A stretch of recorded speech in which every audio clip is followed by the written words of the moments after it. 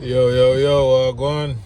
Just a daily check-in. I'm gonna know go on. Just pick up this minivan from the airport and then head into the car wash with it just to get it clean up because the next trip is on Monday. So, instead of me doing everything last minute, like I always tell you guys, man, I try to get the cars as soon as I get them back clean and put them aside until the next trip, so I'm not like scrambling last minute, because then that would cut into the time if I get a last minute booking for any of the other cars.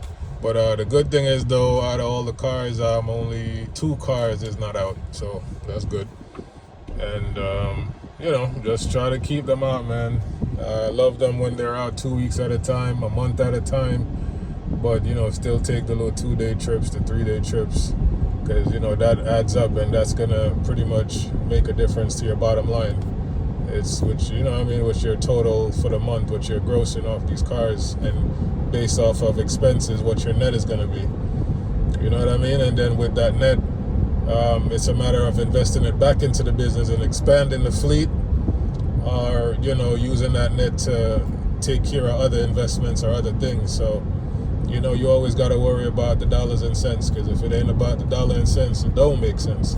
You know what I mean? No point of us out here just living without knowing what we're doing or knowing what we're doing it for, because it's bigger than just an individual. You know what I mean? You got to think about your family. You got to think about who you're leaving things behind when you're not here, and can't be selfish. You know what I mean? And they said, like, the biggest thing that a human could do is just inspire or just motivate, and leave something for the next generation. At least in your mind, make it a little bit easier for them, easier than how you had it. So it's just one of them things. So at the end of the day, doing things to benefit you while you're living, but to help out the next generation after you.